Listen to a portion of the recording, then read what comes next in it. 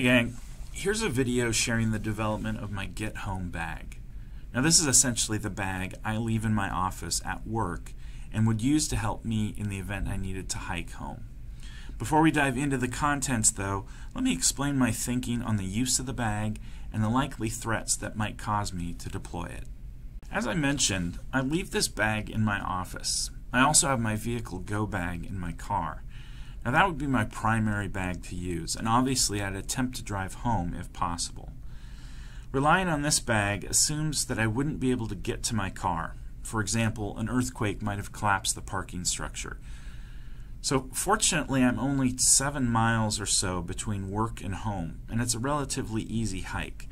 So this bag doesn't need to have gear or redundancies that might support me for more than 24 hours. In fact, I'm assuming even in the worst conditions, where there are detours and obstacles, I should be able to make it home within 12 hours.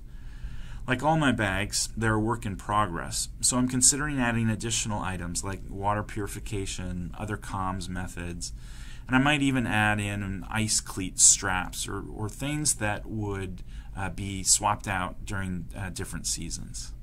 Now, in terms of threats, I designed the bag assuming a few likely scenarios. Those include things like snow and ice storms, though less ice storms, but certainly snow. In the Northwest, when it snows, it shuts the city down. Other threats include earthquakes or destruction of my office surrounding area. Essentially, I'm looking to use this bag if I have to evacuate my work, can't get to my car, and need to get home. This is the UTG Tactical Messenger Bag. It's a decent bag for what it is, the amount of content I need to carry, and the distance I need to travel. So while Maxpedition certainly makes better bags, I didn't need to drop $100 for a bag that I would only be using to hike 7 miles. Also, while I'm not a big fan of sling bags, for the distance I don't need a substantial backpack, so this should do just fine. Plus it's easy to stash in my office. Here's a look at some of the contents within the bag itself. Now, there are a few pouches to store gear, but most of this stuff is found in the primary central pouch. Again, the contents are pretty straightforward. For example, I have a Swiss Army knife here, but I don't think I need anything more. Certainly not a big full tang blade like a BK2 or something that. I think that's overkill for me. I have a small fire kit in here, just one headlamp, a backup emergency battery for my phone.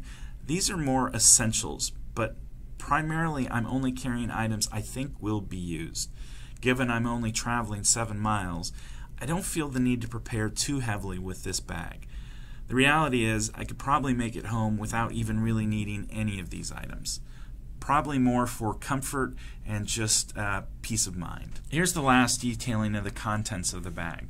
You'll see in this view I've added in some food, but for a 7-mile hike, probably not necessary.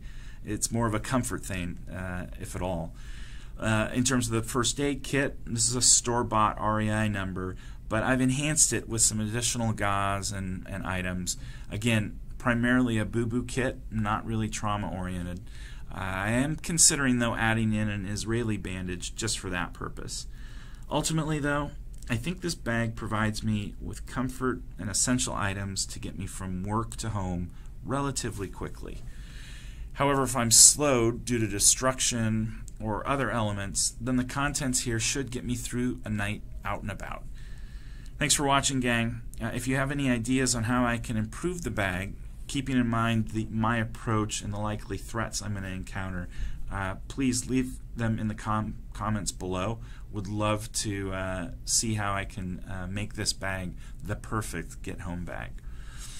Be safe, and remember, be prepared.